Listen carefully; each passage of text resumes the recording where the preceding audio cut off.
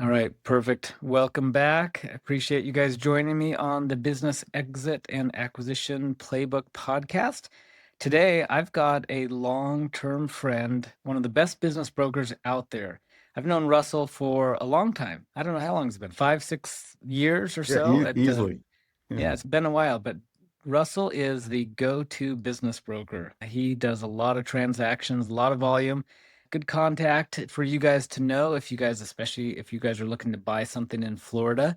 That's his marketplace. But today, I want to talk about how to put together an offer that sellers are inclined to say yes to. So we're going to talk a little bit about what's included in an offer, some of the best practices, some of the mistakes you can make in an offer, and then deal structuring. What are some of the deal structures that Russell's seen work well so that you guys, when you find that right business for you, you know how to put together a good offer that's likely to get approved. So, Russell, why don't you just do a quick introduction? Tell everyone Sure. who you are, how long you've been doing Sure. this for, Thank you. and if you want to, you don't have to, but the award you won last year for IBBA, which was a big deal. Yeah, it's time is flying, unfortunately. So Russell Cohen, South Florida M&A Advisors. I've been selling businesses since 1999. So I was 29 when I jumped in, and now I'm 55. So 26 years in the business. Sold over 750 businesses worth over 350 million plus. I have a lot of war stories, no doubt about it. But it's been a great 26-year run. Yeah, that's fantastic. When I first got into the industry, you were like the guy to know. I was trying to chase, yeah, how does Russell do that many deals? So you do a lot of Well, transactions. I could tell you right now, you've superseded anything that I have ever done. You're incredible business broker and M&A advisor. And kudos to you. You're running circles around me. I've never met someone who would maybe meet my match, but you're definitely my match. So Well, good. congratulations to what you've achieved. Yeah, no doubt. Glad you're here. So let's dive into it. When it comes to submitting an offer, let's say someone, because through this podcast and video course, they'll have all sorts of training on finding, analyzing deals, all that type of stuff, running debt service coverage ratio. But let's say they get to the point where they identify a business, they're ready to make an offer. What's the real purpose of an LOI? Why does it matter so much to get the details right in that LOI process? Why not just let it be super generic and then they can figure it out later in the APA? The LOI is your blueprint for the deal. That's very important. Obviously, price and terms is important. While you're interviewing the seller and he or she is interviewing you, you're going to get a feel of their motivation and their desire if they're really looking to have tremendous seller financing or minimal seller financing. So it's your job as a buyer to really ask some key questions so you can prepare for that LOI. And a lot of times, if it's a substantial business in the Main Street world, like $1 million, million five, you're probably going to start with an LOI. But if you're really buying like $100,000, $250,000 business, go write the contract, lock it up. But on an upper Main Street deal, yeah, I do see quite a bit of LOIs come across my desk. But it's important to have, if you're using SBA, make sure you have the SBA contingency and when you're going to submit the application, how quickly you're going to get the approval letter. Very important. You don't want to be vague. And you want to have the closing date probably about 90 days out from the time you sign the LOI and have a precise exact date for startup, due diligence, ending on diligence, and have all the contingencies with the lease. You don't want to be very vague because there is a business broker handling the seller's LOI and representation on, let's say, on a transactional broker standpoint. So the more common that you have, what you would have in a contract, but watered down to a smaller document, is the blueprint to get the seller to sign the LOI. So don't leave. I see a lot of people leave out deposits. Mm. Got to have a deposit. If you want to lock up exclusivity, always have a 10% deposit or minimum 50,000 as a good faith escrow. Yeah, and you brought up a really good point. Most of the time, and I have a whole video on this, when to use an LOI versus APA.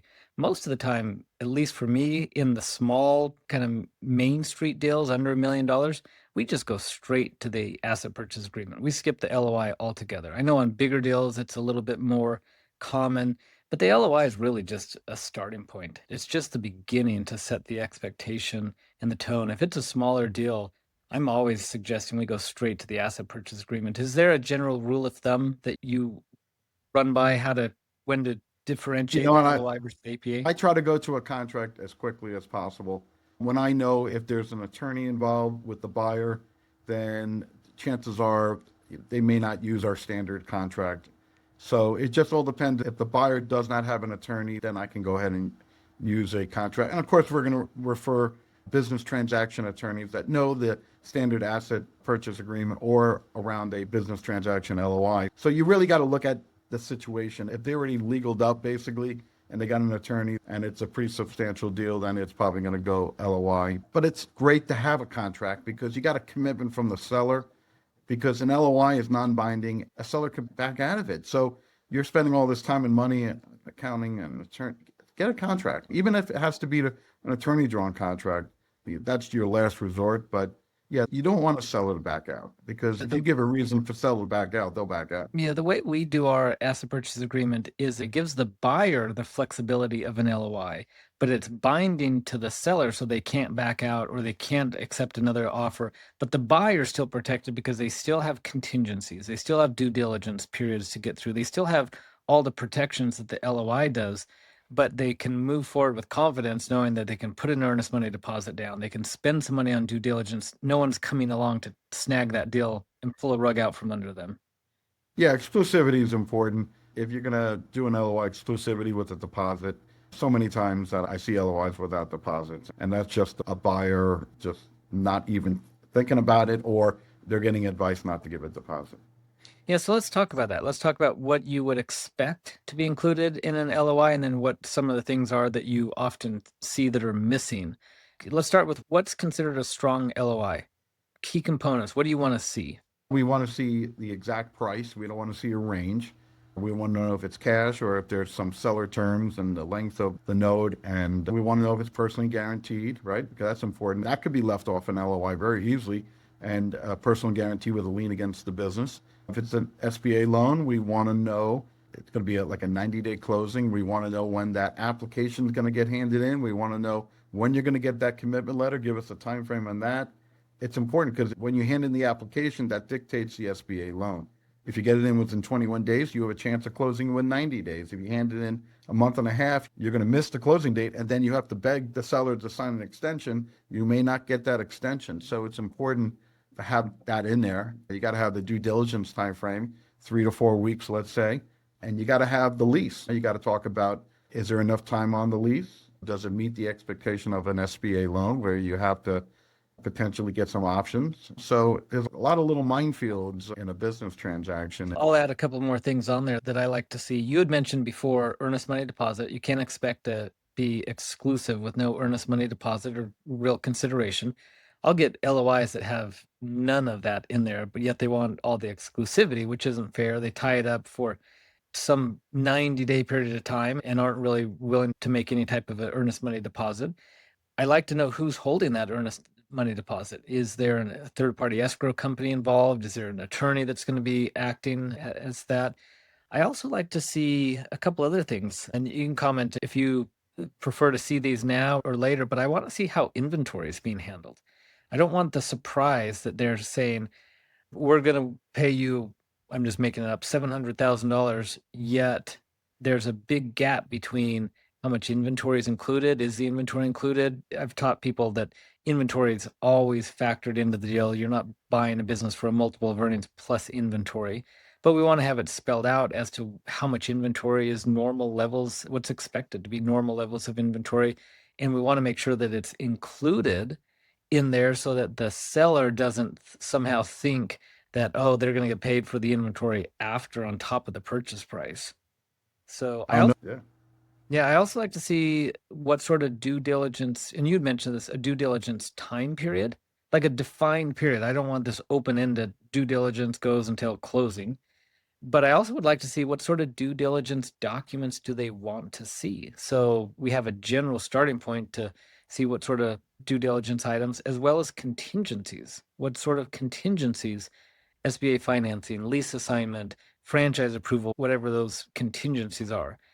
So that's like in my opinion, between everything you covered plus some of those items I added, like a well-rounded LOI that includes the basic details. So there's no surprises when we get to the asset purchase agreement down the road, and we're not renegotiating from scratch. We're drafting an asset purchase agreement based on the LOI terms we've already agreed upon.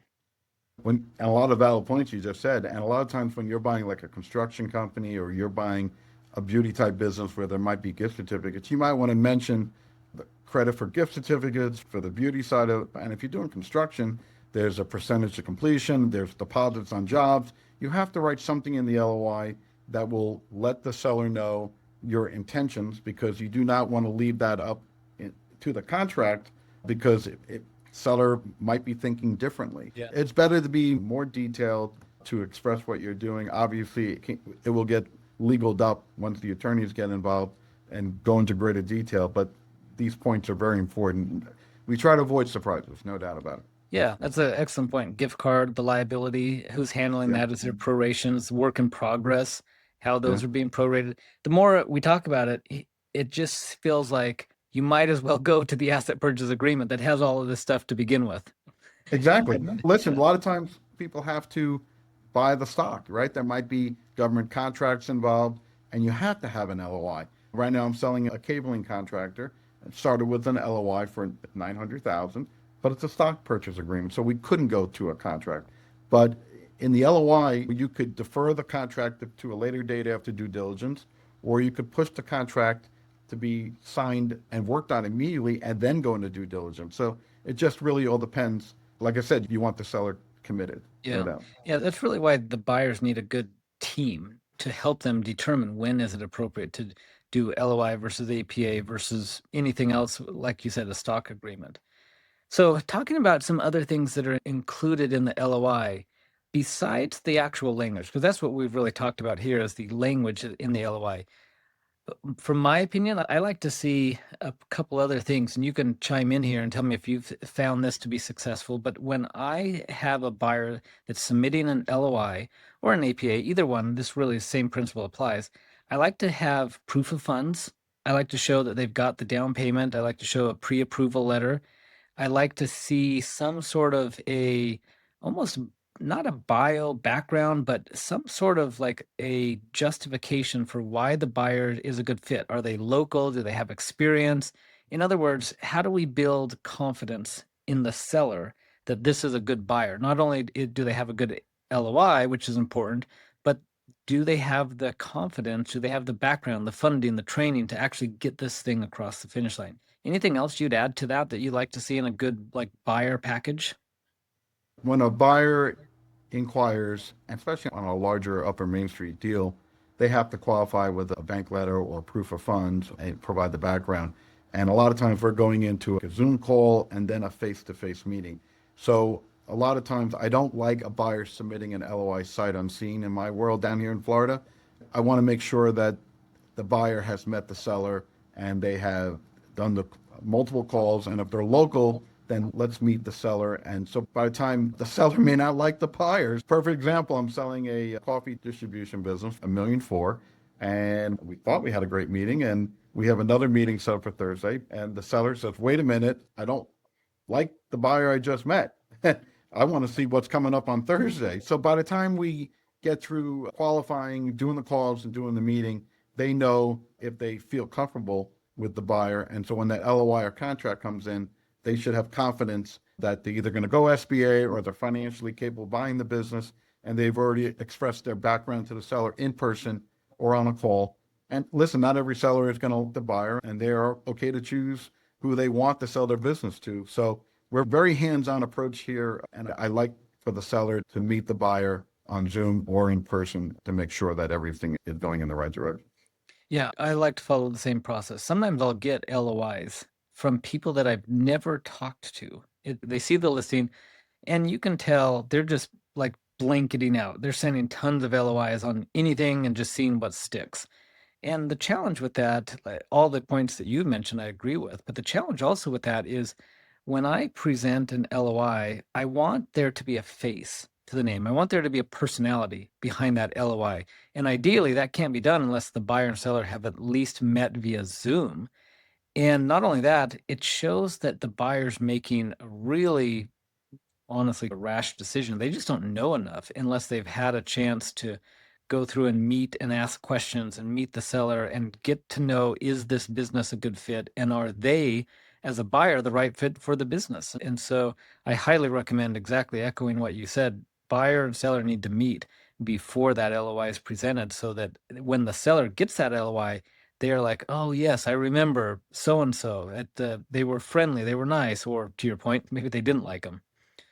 Yeah, and I give them the expectation sometimes I might get a sight unseen LOI, and we're all in agreement that before you start dancing with these buyers, you have to really get to know them and meet with them in person and before signing an LOI, because then you're committed. And a lot of times, unfortunately, in the 26 years I've been, a lot of times buyers don't follow their own LOI. And that's why we like, as brokers, we like going to contract because it sets the stage for the deal, but most buyers do not follow their own LOI. So, Yeah. you got to keep it, we got to keep the deal moving, and if we don't show progress, then that's where the frustrations come in, and that's where you lose the deal. So let's talk a little bit about that, making sure you don't lose the deal from LOI to APA. What are like some of the best practices that need to happen in between to bridge the gap between the LOI and the APA? Any best practices that you like to see to make sure that someone gets across that bridge to the other side? The first step is they got to come through with the deposit. So the expectation, you're going to have that deposit in within 3 to 5 days. And if you can cross that threshold and get the deposit in, then we're moving into diligence. They got to go out there and hire that accounting firm or do it themselves. That's very important. Are we going to go write the contract after the LOI, or we're going to let the buyer do the due diligence? That's important to have that conversation with the seller so they know that they're going to be providing additional information. Obviously, we're not going to give customer lists or anything of that nature, because that's left for closing. But we just got to keep moving along. When do we approach the landlord? How deep into the deal do we approach the landlord? If we go in SBA, the application's got to be within 21 days based on the LOI, and they got to get an answer within 60 days. Anything past that, the deal is getting stale, it's going to get old, and you're going to deal frustration. If everyone does their job, the buyer does their job to make the application for the SBA loan quickly while the due diligence going on, and even approach the landlord, depending on how tough the landlord's going to be, everything should roll right into a 90-day process for an SBA loan. And if we're non-SBA cash deal, 35 to 45 days. And if you're dealing with a franchise situation, it's going to be about 75 days. So you got to know the nuances of who you're dealing with to know how to move, to put in that LOI to set the right expectations. Because if you're rushing an SBA deal that's going to close in 60 days, it's not going to close in 60 days from the time you sign the, and the seller's going to get pissed, and you got to get an extension. So you just got to know your time frames as a business broker, and you got to educate your buyer what they're up against and the time frame so they know how to get there on time. Yeah, that's fantastic. I love that information. Let's talk a little bit about the deal structure. We've talked about what goes in to a good LOI, but when it comes to deal structuring, how do you typically talk to buyers about mixing SBA financing with seller financing? Do you recommend there's any seller financing? Do you just go with the SBA? And what have you seen work really well? Yeah, with SBA, every buyer has been preconditioned to maybe ask for 10% at this point. The lenders are talking about it with them. And as a broker, when you're talking to a seller and they want their cash, you can really set the expectations for some seller financing. But it's important that the seller understands their second position. There might be a personal guarantee, but they're basically second to the bank. So that's vital that a seller understands that. And sometimes the loan is stretched out to 10 years. So that's a long time to wait for your money. It would be great that the seller can get cash. Buyer wants a little seller financing. But most important, there's going to be a holdback. If you're selling a deal for $1 million, there might be a $50,000 holdback for 30 to 90 days to 6 months. So that's an important factor that you need to talk to your seller. If you're getting a cash deal, which is incredible, they got to have the expectation of a holdback that covers undisclosed liabilities. And if they're doing the seller financing, then that also can be used as an offset Yeah, against any that's liabilities. The seller financing is great because that covers a longer term for the undisclosed liabilities, and the cash deal is only covering a short time period. So there's so many things that can go wrong in an LOI and a contract, but if you have an experienced broker, he or she can really cover that for you and give you the confidence that this is the way to do it, and you can get to the finish line. yeah. Is there a place for earnouts at all? When does an earnout make sense? And obviously, you and I know earnouts in relation to SBA, but just touch on maybe both of those aspects. Yeah, majority of times, the answer probably would be no. If you're buying a CPA, yes, that makes sense to do an earnout. It's CPA's key to the business. The accountant has the relationships. Any type of business where the relationships are super important, like a doctor, that might be tied to the earnout or, yeah. So in rare occasions, yes, but in retail, wholesale distribution, manufacturing, internet business, it's going to go SBA. And if you get your seller financing, that should be great. Typically, earnouts are used to reach a higher level of price, maybe incentives for a seller maybe to stay on. Earnouts are more common in M&A transactions. They're only really, in my opinion, certain scenarios that really work for an earnout in certain type of industries. Other than that, get your SBA financing, get the lowest down payment, get a little seller financing, and get your business. And earnouts have a place, but maybe not as much in Main Street brokerage. Yeah, especially with the SBA. You and I know this. The SBAs, they don't even work with earnouts. So there's ways you can get around it. Forgivable seller note that goes downward. Not that that's our focus Yeah. on this particular podcast, but a lot of the SBA lenders won't even touch it. Insurance companies, another perfect example where the agent is the key cog in the business and where a lot of these agents want to give 30, 50% down and do an earnout. So yeah, there is a time and place for it in certain industries, but SBA loans, no. Yeah. Are there any other best practices that you like to see in making sure buyers put together good offers?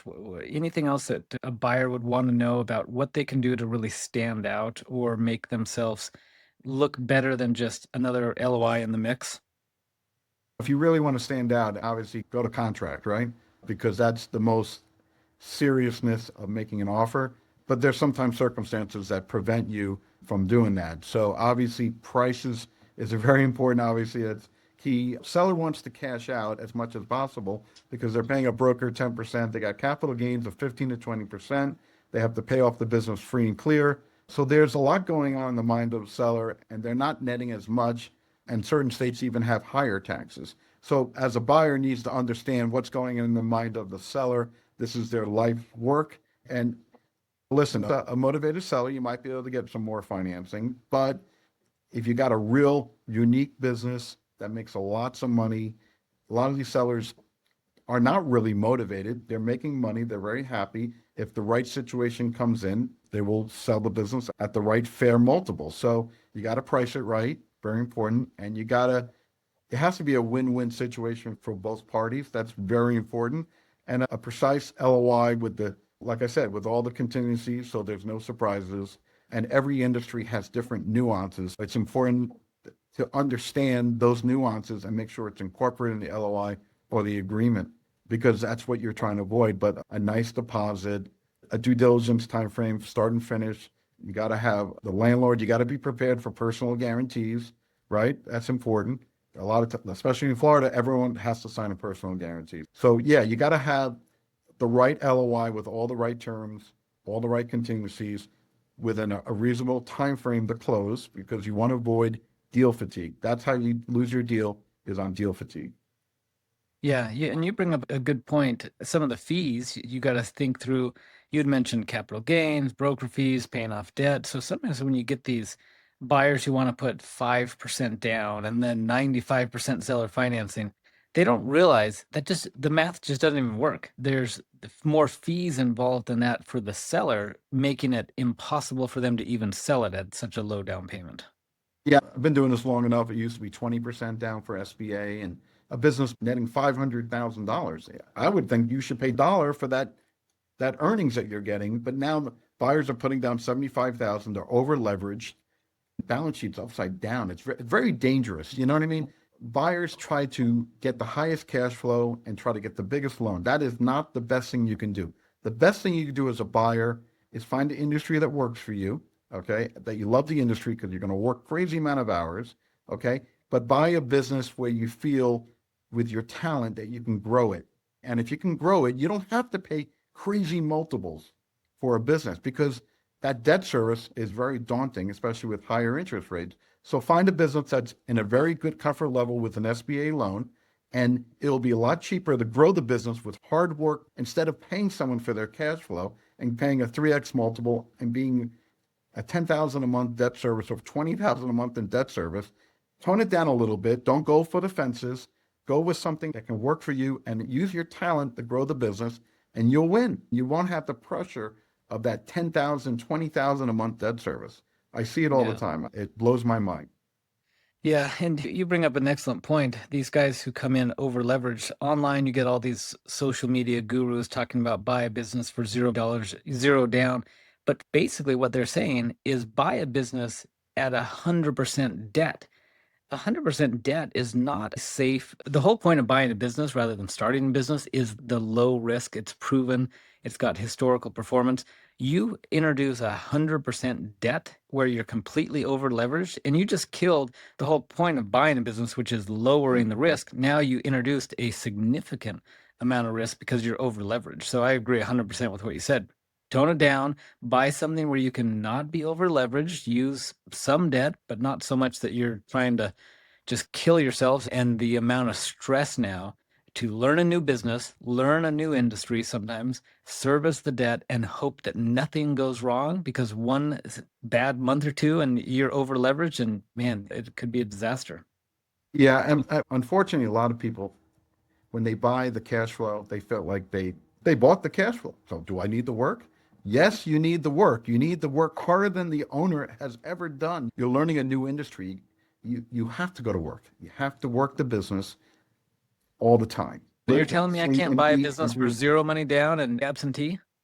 So many people, I get more leads on people looking for a semi-absentee business. I basically tell them I would buy it. If I could find that semi-absentee business, why do I need you to buy it? I'll just buy it myself. So just a lot of people just don't want to work. And so if you're going to spend all this time and leverage up, just go to work, work hard. And if you're struggling, hire a business coach to help you get refocused on why you fell in love with the business in the first place.